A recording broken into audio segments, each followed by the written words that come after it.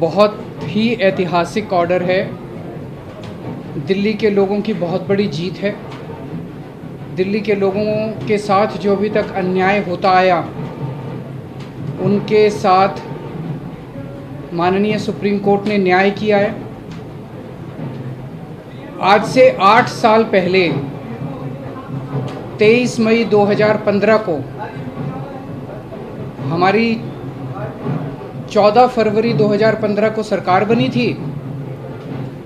फरवरी, मार्च, अप्रैल, मई 3 महीने के अंदर, सरकार बनने के 3 महीने के अंदर ही जैसे ही हमारी सरकार बनी 67 सीट आई।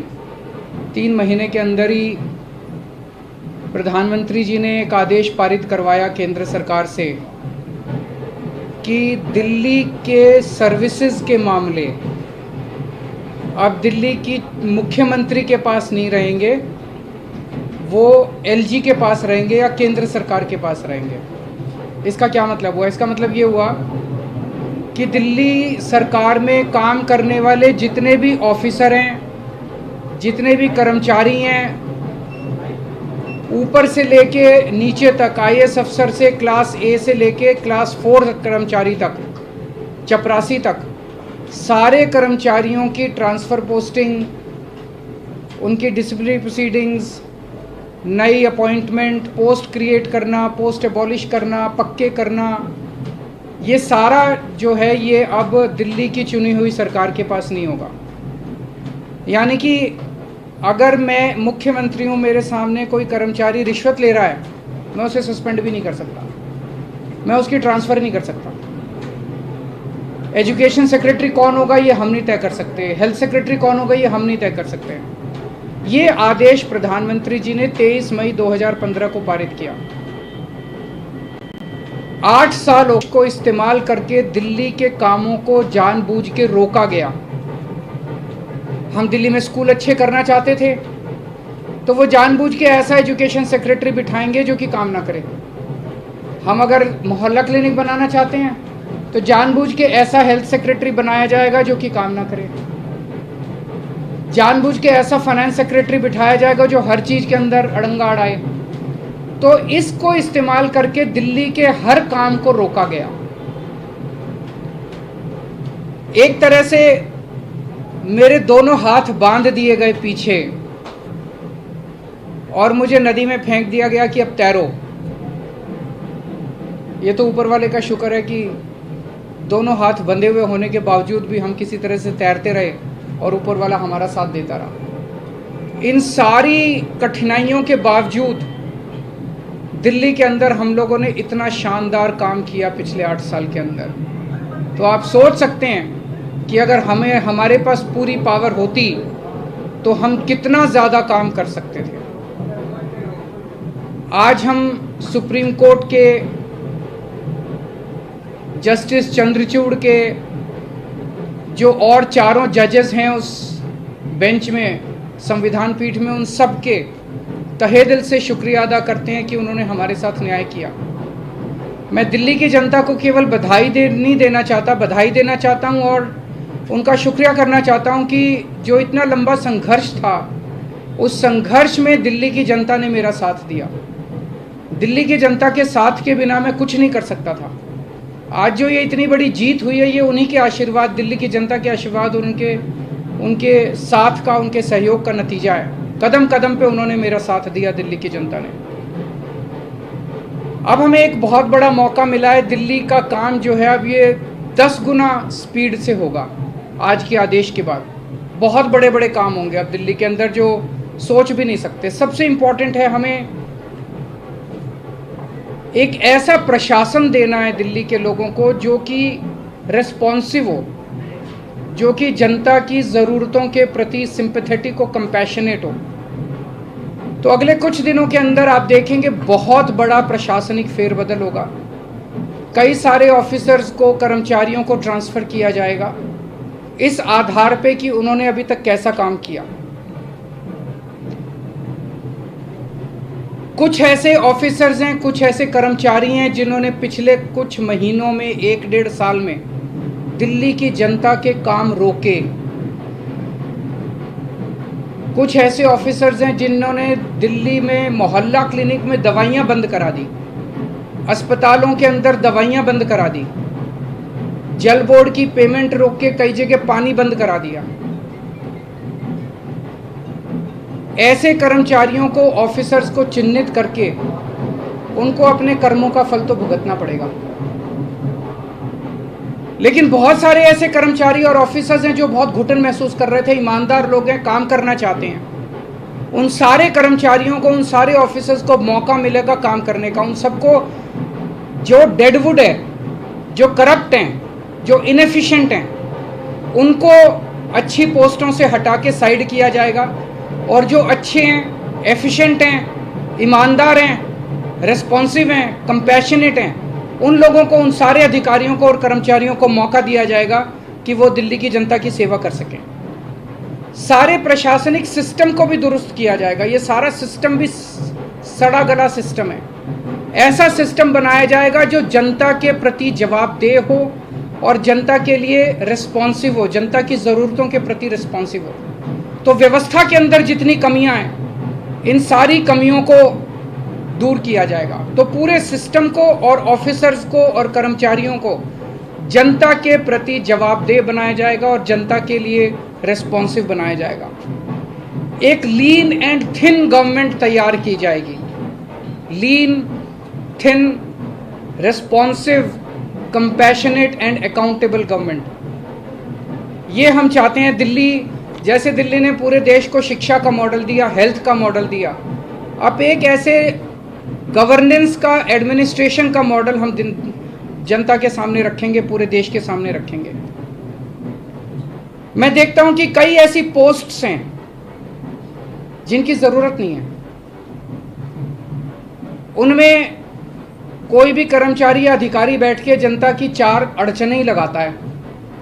अगर वो ना रहे तो ज़्यादा अच्छा रहेगा। तो ऐसी पोस्ट्स को चिन्हित करके या तो उन्हें खाली छोड़ा जाएगा या उन्हें अबॉलिश कर दिया जाएगा। जहाँ जहाँ ज़्यादा पोस्ट्स की ज़रूरत है वहाँ ज़्यादा पोस्ट्स क्रिएट की जाएंगी। जहाँ जहाँ लोगों को ज़रूरत है वहाँ ज़्यादा पोस्ट, जैसे अब इतने मोहल्ला क्लिनिक बना रहे हैं, तो जब डॉक्टर्स की ज़रूरत है, पैरामेडिक्स, वहाँ और क्रिएट किए जाएंगे। तो अभी तक हम लोगों ने स्कूल, अस्पताल में एक मॉडल दिया। अब पंजाब के अंदर हम एक अच्छे लॉ एंड ऑर्डर, कानून व्यवस्था लागू कर रहे हैं। उसी तरह से दिल्ली अब कुशल प्रशासन का एक मॉडल पूरे देश के सामने देगा। मैं एक बार फिर से दिल्ली की जनता का बहुत बहुत आभार व्यक्त करना चाहता हूं, जिन्होंने पूरे संघर्ष में हम लोगों का साथ दिया। अगर हैं जी, बिल्कुल होगी। सर्विसेज आने के बाद हम नई पोस्ट क्रिएट कर सकते हैं, पुरानी पोस्ट अबॉलिश कर सकते हैं, कुछ भी कर सकते हैं। एसीबी अभी चुनी हुई सरकार के पास नहीं है, लेकिन विजिलेंस अब आ गया है। तो जो लोग अगर गलत काम करेंगे, भ्रष्टाचार करेंगे, कानून के हिसाब से काम नहीं करेंगे, उनके ऊपर विजिलेंस की कार्रवाई, डिसिप्लिनरी प्रोसीडिंग्स, विजिलेंस प्रोसीडिंग्स की जा सकती है। किसी प्रकार का अड़ंगा ना लगाए, और सुप्रीम कोर्ट ने जो निर्देश दिया, उनसे आशीर्वाद लेने जा रहा हूँ। आपको लग रहा है कि ये पावर तो मिल गई है, पावर से ज्यादा जिम्मेदारी बढ़ गई है अब आपकी, क्योंकि अब तक आप बहुत सारी अड़चनें भी आपने बताई, लेकिन अब वो काम आपको कराना ही होगा। नहीं, जिम्मेदारी तो पहले भी थी, वो जिम्मेदारी विदाउट पावर थी। अब जिम्मेदारी विद पावर आ गई है। जिम्मेदार देखिए, जब भी जनता वोट देती थी तो वो तो यही कहती थी, जी हमने तो केजरीवाल को वोट दे दिया, अब केजरीवाल जाने पावर है कि नहीं है उसके पास। जनता को कि बेचारों को क्या पता TBR क्या होता है, आर्टिकल 239AA4 क्या होता है, उनको क्या पता बेचारों को। जनता तो वोट दे देती है, लेकिन हमारे पास पहले उन जिम्मेदारियों को पूरा करने की पावर नहीं थी, शक्ति नहीं थी। अब शक्ति दे दी है सुप्रीम कोर्ट ने हमें। ऐसे बहुत सारे काम हैं जो पिछले कई सालों में अटके। पिछले 1 साल के अंदर तो आपने देखा कि किस तरह से पिछले साल लास्ट के महीने नवंबर तक आते आते मोहल्ला क्लिनिक के अंदर लैब टेस्ट्स बंद हो गए थे, दवाइयाँ बंद हो गई थी। जल बोर्ड जो है, बजट, असेंबली ने बजट पास कर दिया, लेकिन कुछ ऑफिसर जो हैं वो बजट रिलीज़ नहीं कर रहे थे। हर डिपार्टमेंट का गला घोंट दिया गया था अफसरों को के ज़रिए, वो अब बंद हो जाएगा। अब जितने जो असेंबली के अंदर हम बजट प्रेजेंट करते हैं और जो जनता की बात रखते हैं, वो सारी चीज़ें अब हम कर पाएंगे। ज़रूर बुलाएंगे। अब आने वाले टाइम में मीटिंग्स तो होती रहेंगी। सर, अभी हाल के दिनों में बहुत सारे ऐसे फैसले एलजी ने लिए जो कि मतलब सरकार के अधिकारों का उल्लंघन करके खुद से लिए गए। क्या अब उन फैसलों को रिव्यू भी किया जाएगा? वो फैसले कई सारे गलत हैं। इनफैक्ट कई सारे तो सुप्रीम कोर्ट में पेंडिंग है। कल एल्डरमैन का केस आ रहा है सुप्रीम कोर्ट के अंदर। ट्यूसडे को डीआरसी के चेयरमैन की अपॉइंटमेंट का केस आ रहा है। फिनलैंड जो हमारे टीचर्स को नहीं जाने दिया, उसका केस सुप्रीम कोर्ट के अंदर पेंडिंग है। जब मेंशन ही किया था हमने ये केसेस तीनों, तो सुप्रीम कोर्ट की टिप्पणी काफ़ी तल्ख थी कि ये कैसे एलजी साहब रोक सकते हैं। एल्डरमैन की अपॉइंटमेंट बिल्कुल गलत हुई है। जो डीआरसी के चेयरमैन 4 महीने से फाइल एलजी साहब के पास पड़ी हुई थी, एलजी साहब ने अपॉइंटमेंट नहीं होने दी, तो हमें सुप्रीम कोर्ट जाना पड़ा। मुझे लगता है कि अब इतना सुप्रीम कोर्ट जाने की, हाई कोर्ट जाने की ज़रूरत शायद ना पड़े। अब शायद हम अपने स्तर के ऊपर ही कई सारे निर्णय ले सकते हैं। तो बहुत सारी चीजें ऐसी करी गई जिसमें ये भी कहा गया कि केंद्र जो है वो राज्य सरकारों की जो ताकत है, पावर है, वो छीने का ना छीने, इस तरीके की आगे के लिए नजीर। मैं यही कहना चाहता हूं कि केंद्र सरकार एक तरह से, प्रधानमंत्री जी खासतौर एक तरह से पिता समान होते हैं। जैसे परिवार में पिता होता है, पिता समान होते हैं।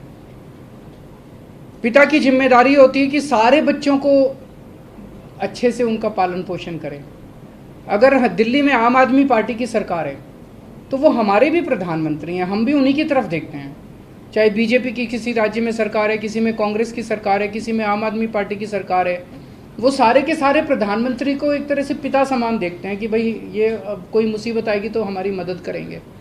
लेकिन अगर जैसे ये 23 मई 2015 को आदेश पारित करके दिल्ली सरकार की पावर छीन ली गई, 8 साल तक हमें बिना पावर के काम करना पड़ा, काम रुक गया, किसका फ़ायदा हुआ?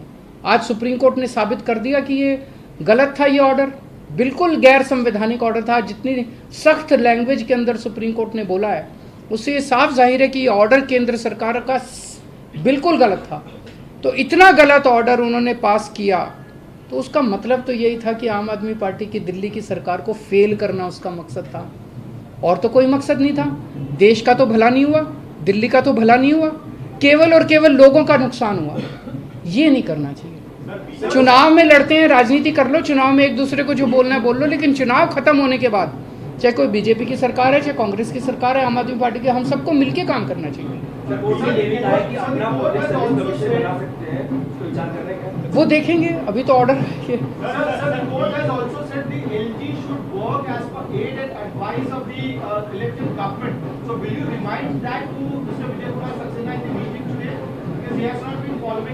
जब उनका आशीर्वाद लेने जा रहे हैं तो सारी चीजों पे आशीर्वाद है जी, मिलके काम करेंगे। बीजेपी के नेताओं को बयान ऐसा भी आ रहा है कि अभी संसद भी है, संसद में कानून तो बन सकता है, अगर गलत लगेगा तो उसमें बदलाव कर देंगे, बड़ी बेंच के पास भी जाया जा सकता है। ये पहले भी कोर्ट में दलील दी थी कि तरफ से कि 9 बेंच के पास जाया जा सकता है इस मामले को लेकर। क्या मेरे ख्याल से अब लार्जर बेंच नहीं, आज उन्होंने क्लियर कर दिया। 5 जज बेंच को अगर रेफर करना होता तो वो आज ही कर देते, तो लार्जर बेंच का ऑप्शन नहीं है। मेरी अब उनसे यही निवेदन है, यार अब हमें काम करने दो, इतना टाइम तो खराब कर दिया। अगर आपने दिल्ली पे राज करना है तो दिल्ली के लोगों का दिल जीतो ना, कि अगली बार आम आदमी पार्टी को वोट ही ना दें लोग। ऐसा काम करो, मतलब काम में टांग क्यों उड़ा रहे हो? जब तक हमारी सरकार है हमें काम करने दो, कल तुम जीत लेना, तुम काम कर लेना, टांग तो नहीं अड़ानी चाहिए। सर, महाराष्ट्र का जो फैसला आया है, बस की फाइल आपने पहले भेजी थी, कुछ दिन पहले ही फाइल आप भेज चुके हैं, 2 फाइल लेटेस्ट आपने भेजी है, क्या उनका जवाब आ गया है या अभी आया नहीं। कानून के अंदर एलजी साहब के पास 7 दिन का टाइम होता है, तो वो भी मैं आज उनसे रिक्वेस्ट करूंगा कि 7 दिन में क्लियर करना चालू करें फाइलों। सर, महाराष्ट्र का जो फैसला आया है उसमें भी राज्यपाल की भूमिका को बहुत ही, मैंने उसको पूरा पढ़ा नहीं है, मैं अपना फैसला सुनने के बाद मैं थैंक यू सो मच।